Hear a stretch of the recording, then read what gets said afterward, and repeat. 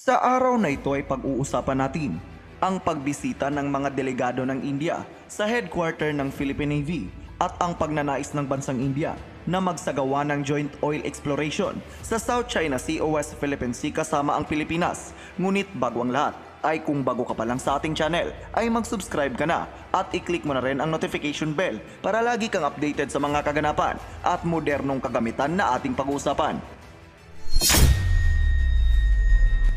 Nitong nakaraang araw lang ay bumisita sa headquarters ng Philippine Navy ang mga delegado mula sa National Maritime Foundation of India sa pangunguna ng kanilang Executive Director, Commodore Debish Lahire.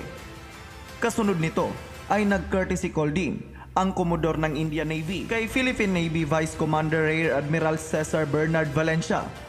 Ang grupong National Maritime Foundation of India ay may layuning i-promote at protektahan ang maritime interest ng India. Sa pag-uusap ng dalawang panig ay naging sentro ng kanilang usapan ang ilan sa mga maritime-related issues at ang ilan sa mga plano patungkol sa pagpapalalim ng bilateral cooperations ng dalawang bansa. Kasama rin sa napag-usapan ay ang parating na Philippines-India Bilateral Maritime Security Dialogue sa Manila.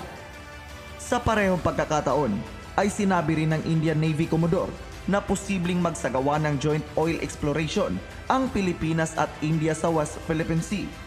Ayon sa kanya ay wala siyang nakikitang balakid na pwedeng humadlang sa planong PH-India Joint Exploration as long as gagawin ito sa loob mismo ng Exclusive Economic Zone ng bansa.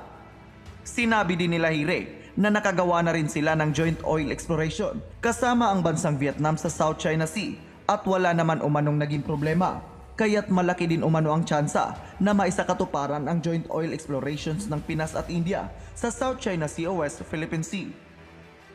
Kung matatanda natin, noong 2018 ay pumirma ng Memorandum of Understanding ang Pilipinas at China para sana sa gagawing PH-China Joint Oil and Gas Exploration sa mga pinag-aagawang teritoryo.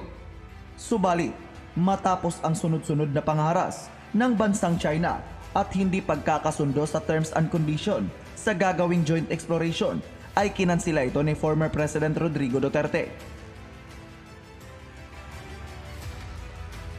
Sa inyong palagay, dapat bang ikonsidera ng bansa natin ang mungkahing ito ng India at posible kaya itong mangyari sa kabila ng mga agresibong galaw ng China sa West Philippine Sea?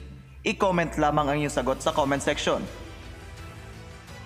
At dito na po magtatapos ang ating video. Maraming salamat sa panonood at mag-ingat po kayo.